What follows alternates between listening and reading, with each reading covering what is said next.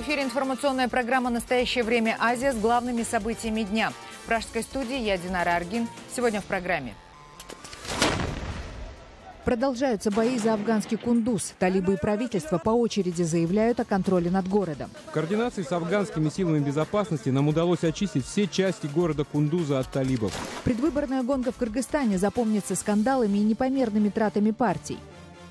Это исключительно война троллей. Там даже простых пользователей толком и нету. Социальный фашизм в Тюмени. Власти отбирают детей у самых бедных жителей. А там, где семья нуждается, в трудной жизненной ситуации, нужно просто помогать. Интервью с культовым персонажем 90-х. Артемий Троицкий о Путине, Ельцине и о себе. Сталин – убийца, маньяк, людоед. Окончательная сволочь. В Кундузе продолжаются бои за город. Афганские войска освободили центр при поддержке американской авиации, но на окраинах города талибы по-прежнему оказывают упорное сопротивление. Министерство обороны Афганистана сообщает о 150 погибших и 90 раненых среди боевиков Талибана. Между тем, талибы опровергают сообщения об отступлении и утверждают, что их подразделения контролируют большую часть города. Напомним, что взятие Кундуза 28 сентября талибами стало первым случаем захвата целого города исламистами с 2001 года. Власти Афганистана заявляют, что правительственным войскам удалось отбить у талибов большую часть стратегического северного города Кундуз. 28 сентября этот афганский административный центр был неожиданно атакован со всех сторон отрядами движения «Талибан» и захвачен. В четверг афганская армия при поддержке американской авиации смогла прорваться в центр Кундуза и установить национальный флаг на главной площади. Многие дома охвачены огнем, столбы дыма видны в разных концах города. На окраинах продолжаются ожесточенные бои. В координации с афганскими силами безопасности нам удалось очистить все части города Кундуза от талибов. Мы сейчас находимся на главной площади Кундуза. И я прошу жителей продолжить свою нормальную жизнь. Между тем, представитель движения «Талибан» опроверг заявление о возвращении Кундуза под контроль правительства. По его словам, талибы твердо удерживают не только центр, но и большую часть 300-тысячного города.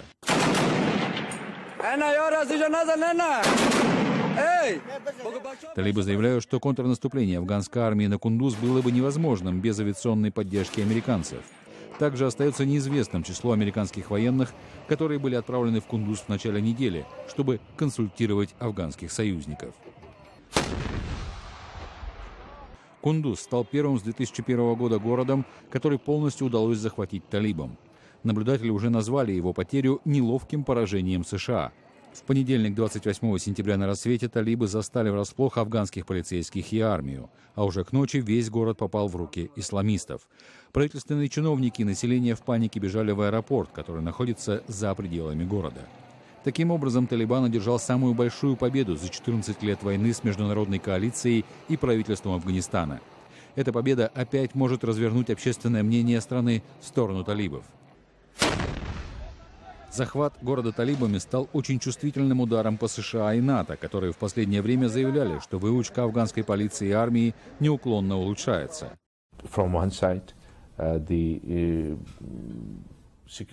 На силы безопасности Афганистана ложится огромная ответственность после вывода большей части иностранных войск из страны. Это первый значительный успех Талибана за целый год. Мы надеемся обратить эту ситуацию. Вместе с тем становится все более очевидной необходимость предоставлять постоянную поддержку афганским вооруженным силам. Обучение 350-тысячных местных сил национальной безопасности было основным пунктом плана США по окончанию американской миссии в Афганистане. В то время как полиция и армия Афганистана при поддержке западных союзников несколько дней сражались за Кундуз, президент Афганистана Ашраф Гани пытался убедить граждан, что ситуация находится под его полным контролем. Александр Касаткин, «Настоящее время. Центральная Азия». Бои в афганском Кундузе происходят в нескольких десятках километров от таджикско-афганской границы. В связи с этим таджикские и российские военные части приведены в повышенную готовность. Наш корреспондент Анушервон Арипов побывал на территории 201-й российской базы в Душанбе. Там проходит празднование 70-летия дивизии. Анушервон, здравствуйте. Как комментируют российские военные дипломаты ситуацию в Афганистане? Здравствуйте, Динара. 201-я российская военная база готова к отражению угрозы, исходящей из Афганистана, в том числе от движения «Талибан», которое захватило город Кундуз одноименной провинции, находящейся всего в 100 с небольшим километрах от таджикско-афганской границы. Об этом сегодня заявил чрезвычайный и полномочный посол Российской Федерации Игорь Якин-Фролов в ходе празднования 70-й годовщины пребывания дивизии и базы на территории Республики Таджикистан. По его словам, база сегодня оснащена новейшим оборудованием и вооружениями. Военнослужащие имеют высокий уровень подготовки, и соединение может обеспечить стабильность и безопасность в регионе. Вы знаете последние события в северной части Афганистана весьма тревожные. И я думаю, что база, которая показывает очень хорошую боевую выучку, боевую подготовку, всегда будет готова отразить любые агрессивные действия со стороны соседа Таджикистана. Также, по словам российского посла, сегодняшний праздник подтверждает боеготовность базы. В рамках мероприятия прошли показательные выступления подразделений разведки и мотострелков. В небе над расположением части боевые вертолеты демонстрировали различные фигуры высшего пилотажа.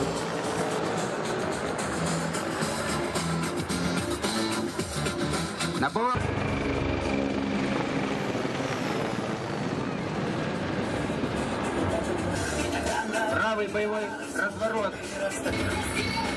В расположении российских войск прошла выставка оружия и техники, новые беспилотники, системы залпового огня, БТРы и огнестрельное оружие.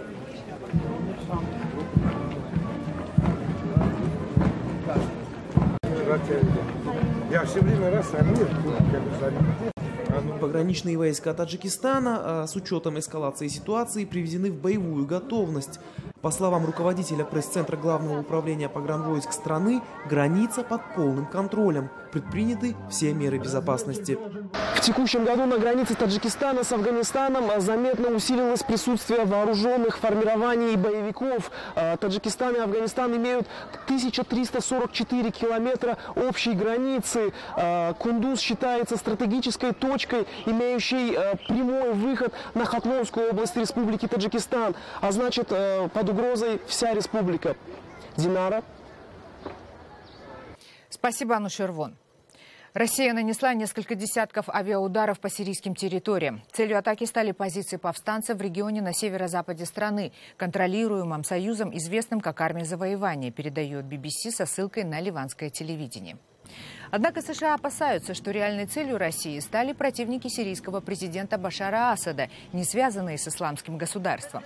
Ранее газета Wall Street Journal со ссылкой на источники в американской администрации сообщала, что авиаудары российских ВВС по территории на западе Сирии были направлены против сирийских повстанцев, которых поддерживает Центральное разведывательное управление США, а не против экстремистской группировки «Исламское государство». Но, как сказал пресс-секретарь российского президента Дмитрий Песков, Россия наносит авиаудары по расположению конкретных экстремистских группировок в Сирии, и эти цели определяются в координации сирийской армии. Российские военные в ближайшее время начнут консультации с американскими коллегами, чтобы избежать ненамеренных инцидентов в Сирии, передает BBC. Зачем России ввязываться в сирийскую войну? Свою точку зрения по этому поводу высказал политолог Андрей Пиантковский. Мы начнем с первой войны украинской.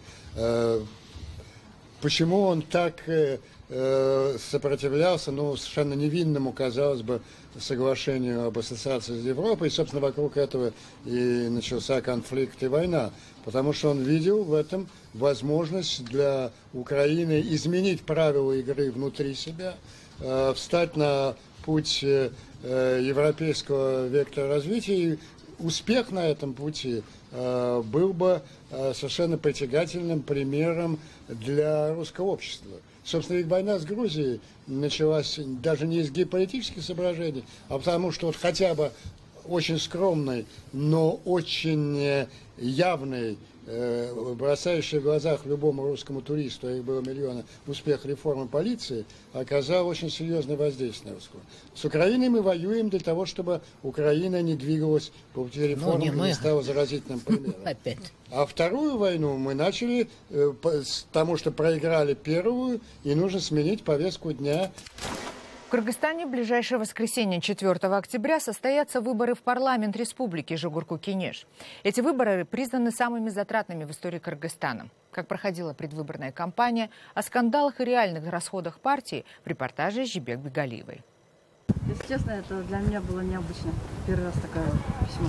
Такие письма с пометкой «Лично в руки» получили тысячи бишкекчан. В нем по имени и отчеству к избирателям обращается лидер одной из партий. И если одним такое внимание польстило, другие встревожились, откуда у партии личные данные граждан. Республика. Эти выборы уже назвали самыми затратными за всю историю республики. По данным ЦИК, партии и кандидаты потратили более полумиллиарда сомов. Это почти 8 миллионов долларов. На деле сумма, конечно, куда серьезнее. Не скупились, например, партии на наружную рекламу. Билборды, баннеры и листовки не клеили, разве что на людей. В борьбе за голоса избирателей в ход шли даже кулаки. Между собой дрались агитаторы партий, в рукопашную вступали сами кандидаты. Камчыбек Ташиев ворвался в офис штаба вместе с несколькими молодыми ребятами. Сразу ударил одного из наших сотрудников. Потом его ребята скрутили мне руки, и Ташиев вместе со своими телохранителями начали меня пинать. За нанесенные телесные повреждения его обидчика с предвыборной гонки сняли. Но настоящая трагедия случилась на юге республики. Пытаясь сорвать рекламный плакат, там погиб 9-летний мальчик. Еще одному ребенку, вместе с ним упавшему с отвесной горы, ампутировали руку. В остальном эта агитационная кампания избирателям мало чем запомнилась. Профессионально к этому подходят очень немногие люди, да. Как правило, я просто знаю немножко внутреннюю кухню, я знаю, что отдается ролики одним племяннику, да, там, этот другим. Только очень немногие партии, ну, по моей информации, позволили себе заказать специалистов извне, да. Зарубежных специалистов по традиции приглашают несколько крупных партий. Вычислить их нетрудно. Российские политтехнологи, к примеру, не особо шифруются. Вот, к примеру, у мальчика российская азбука вместо кыргызского алипе. Те, кто предпочел не тратиться на привозных экспертов, на таких мелочах тоже не зацикливались. Как, впрочем, и на эстетике, и на самых простых правилах дизайна. Впрочем, особенность этих выборов еще и в том, что чуть ли не главные баталии разворачиваются теперь онлайн. Отдельные ресурсы информационные, да, как вот показывает мониторинг, это исключительно война троллей. Там даже простых пользователей толком и нету. Новые технологии вообще главный тренд этих выборов. Так, первый вице-премьер Кыргызстана заявил, что одна из партий закупила ручки с фотоаппаратами для того, чтобы проверить, за кого отдал голос избиратель, получивший деньги. Эта информация уточняется. Если она подтвердится, то мы лишим партию права принимать участие на выборах. Хочу сказать, что решением Центра избиркома для избирательных участков были закуплены специальные ручки. Во время выборов избиратели должны пользоваться только этими ручками. Подкуп избирателей остается самым проверенным способом собрать голоса. Партийные деньги щедро раздаются и во время избирательной кампании. Ну, мой один хороший знакомый попросил меня привести людей на концерт, на собрание в одной из партий. Я привел туда людей, и мне за это заплатили 8 тысяч сомов. Я привел туда 10 человек. А вот какая из партий эффективнее всех потратила свой избирательный капитал, станет ясно уже в это воскресенье. Жибек Бегалиева, Азат Интымаков. Настоящее время. Бишкек, Кыргызстан. В Западном Казахстане, в окрестностях нефтегазоконденсатного месторождения Карачаганак, у местных детей продолжаются обмороки и отравления. Жители села Березовка, что в 5 километрах от месторождения, считают, что болезни детей напрямую связаны с деятельностью международного консорциума. Однако казахстанские власти отрицают эту связь. А премьер-министр республики заявил, что во всем виновата школьная котельная. Сейчас жители Березовки переселяют в безопасные места. Школьная котельная закрыта, но обмороки и отравления у детей продолжаются. Репортаж нашего корреспондента Саната Урналиева. Смотрю, ноги торчат, не пойму. Подхожу, Люба валяется в раздевалке, упала. Она начала ее поднимать, говорит, а у нее прям грудь вот так, и как будто сердце, как будто из груди вот так аж вылазит. До такой степени сердце колотится, бьется, аж невозможно. Говорит. Мы даже не знали, что с ней делать. Говорит. Вот 5 не могли ее поднять, отнести. Так описывает жительница Березовки Светлана Воскобой моменты приступов у своей 11-летней дочери Любови. По словам женщины, с начала учебного года припадки участились. За последние 2 недели 6-классница Люба несколько раз теряла сознание в школе. Сначала голова сильно начинает болеть, а потом ничего не помню. Потом уже, например, просыпаюсь у медика.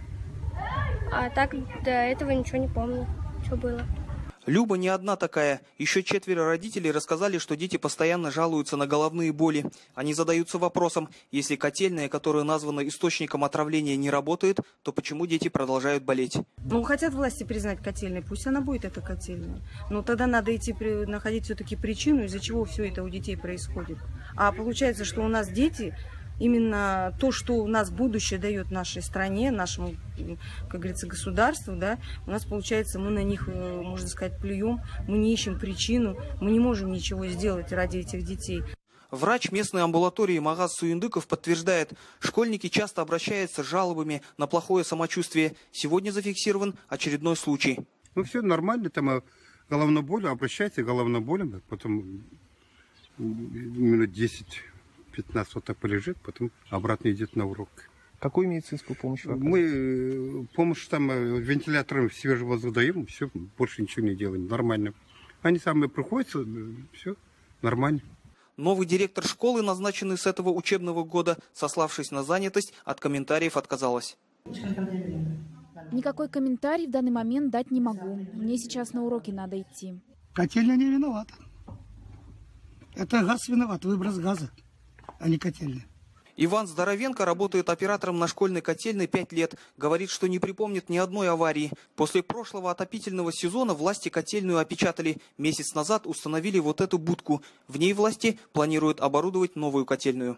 Ну вот сейчас, допустим, отопительного сезона еще нету, а дети уже новые начинают снова падать.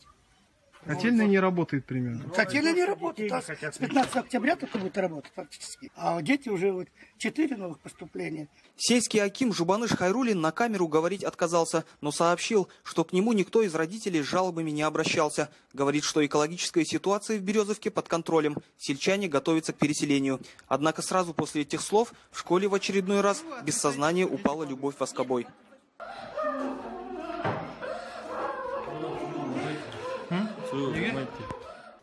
Далее в программе. Социальный фашизм в Тюмени. Власти отбирают детей у самых бедных жителей. А там, где семья нуждается, в трудной жизненной ситуации, нужно просто помогать. Интервью с культовым персонажем 90-х. Артемий Троицкий о Путине, Ельцине и о себе. Сталин – убийца, маньяк, людоед. Окончательная сволочь. В России в январе 2015 года был принят новый закон о социальной поддержке. Он направлен на помощь детям из неблагополучных семей. Однако основания для изъятия детей в законе четко не прописаны. Поэтому соцработники принимают решения на основе лишь собственных наблюдений, иногда совершенно не разобравшись. Подробнее Екатерина Пономарева.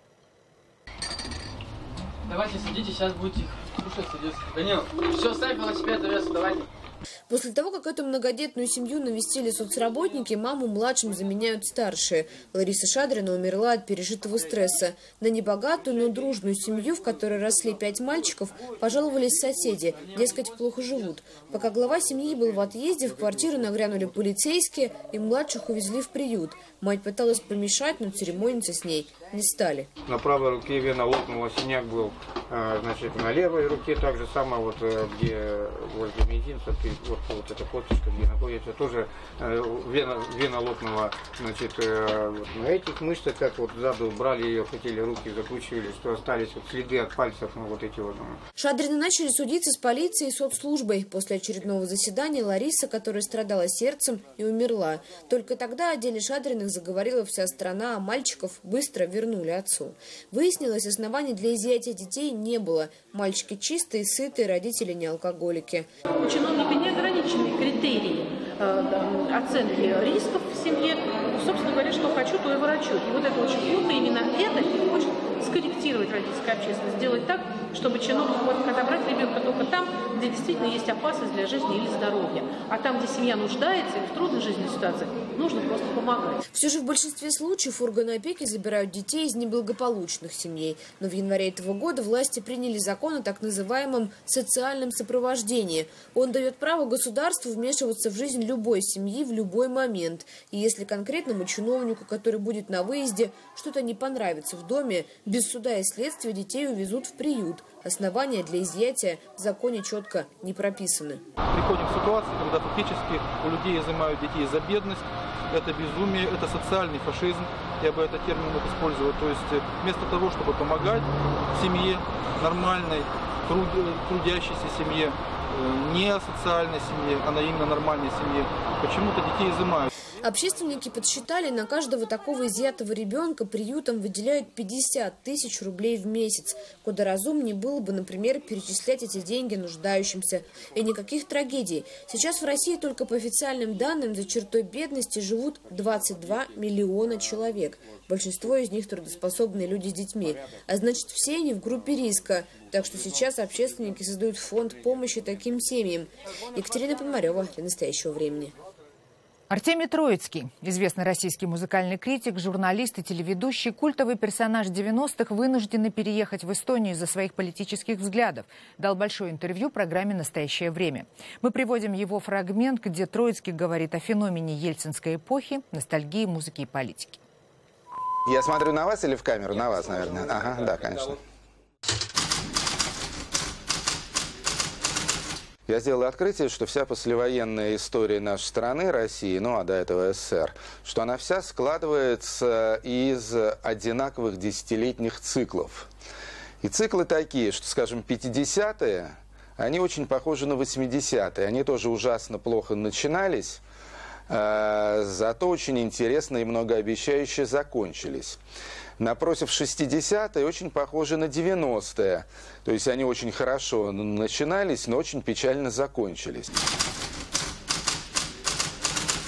Сталин из тех вещей, которые являются абсолютным злом. Никаких оправданий, никаких экивоков, реверансов, ничего. Сталин – убийца, маньяк, людоед. Окончательная сволочь. Есть свобода слова, есть свобода лжи. Я считаю, что вообще эти вещи, они должны как-то решаться принципиально и на уровне вообще каких-то общемировых понятий. С тем, чтобы, скажем, какой-нибудь канал Russia Today не мог апеллировать к такому понятию, как свобода слова. Свобода слова к каналу Russia Today не имеет никакого отношения. Это свобода лжи, это свобода пропаганды, это свобода оболванивания. Мне важно было там оказаться просто для того, чтобы хорошо к себе относиться. У нас есть достаточное количество музыкантов, причем разных поколений, которые имеют совершенно четко сформулированную гражданскую позицию и никак не боятся ее высказать. Во-первых, Андрей Макаревич, в свое время максимально обласканный властями, а сейчас, напротив, ставший врагом народа №1. Прекрасный альбом вышел около года назад у Бориса Гребенщикова, альбом «Соль». Потрясающие песни, очень трезвая, красивая, мудрая оценка современной реальности. Есть, скажем, еще Вася Обломов, который тоже пишет такие куплеты на злобу дня, очень забавные, очень остроумные, кстати, и умные тоже. Такого вот четкого движения нет, но отдельные люди есть, и песни эти звучат. Это были все новости, о которых мы хотели вам рассказать. Читайте нас в социальных сетях и смотрите на сайте KarenTime.tv. Мы встретимся с вами завтра в это же время. Всего доброго.